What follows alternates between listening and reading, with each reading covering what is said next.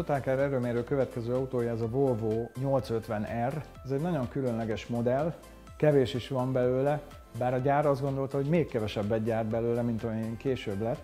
Ugyanis ezt az R modellt, az előd modellje, a T5R alapján úgy gondolták, csak rövid ideig gyártják, pár darabot, és kvázi ilyen presztízs modellként árulják a márkakereskedőknek. De olyan gyorsan elfogytak az autók, hogy a márkakereskedők unszolására a gyár nekiállt, és egy nagyobb szériát kezdett belőle gyártani.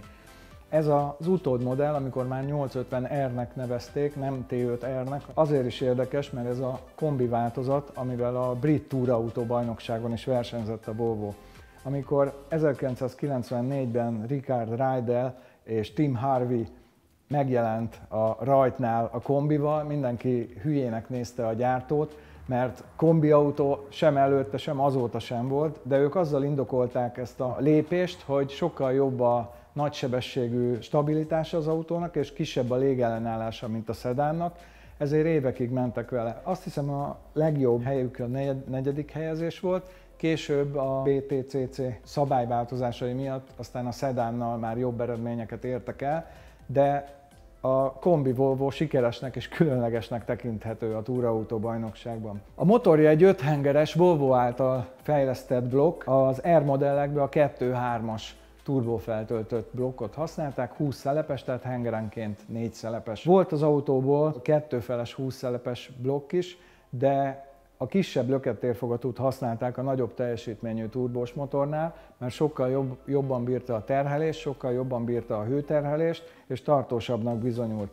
Ez az autó, a 850R modell 250 lóerős és 350 Nm nyomatékot tud. Kíváncsiak vagyunk rá, hogy itt a padon tudja ezt a 250 lóerőt. Most meg fogjuk látni.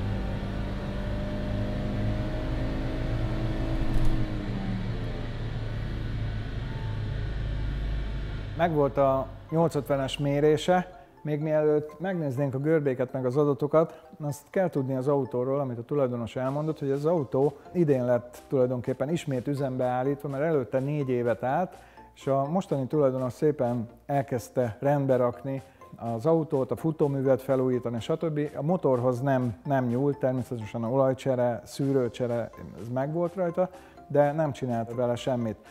Elmondása szerint ő is érezte, hogy viszonylag magas fordulaton kezd el menni a motor. Nem az a tipikus alulnyomatékos turbomotor, ami általában ezek az 5 hengeresek produkálnak ezekben a Volvókban. És a görbék elég jó alátámasztják ezeket a dolgokat, mert maximális teljesítménye csak 210 lóerő lett, és 50 Nm hiányzik is a 350-ből, 296, de a görbe formája még érdekesebb, hogy a teljesítmény görbének a meredeksége is itt 4000 fölött eléggé csökken, és a nyomaték görbén pedig az látszik, mintha alul sem töltene be rendesen a turbó. Ahogy a fordulat megjön, akkor a nyomaték görbének lesz egy csúcsa 4000-nél, aminek jóval lejjebb kellene lenni, ellentétben a teljesítmény görbével, amiben meredeken kellene 250 lóerőig, vagy legalábbis közelébe mennie. Itt hosszan beszélgettünk róla, hogy mi lehet a probléma. Itt többen arra gyanakodunk, hogy esetleg a katalizátor, illetve a kipufogó rendszernek a folytása nőtt meg bármilyen okból, esetleg lekormolódás vagy valami ilyesmi, lehet, hogy egy kicsit hegyesebb autópályás menet segítene neki. Nem tudjuk, a lényeg az, hogy 4000 fölött, ahol azért még élnie kellene a motornak, kezdi elveszíteni a teljesítményét. 210 lóerő, 296 Nm, most ennyit tudott ez a Volvo itt a padon.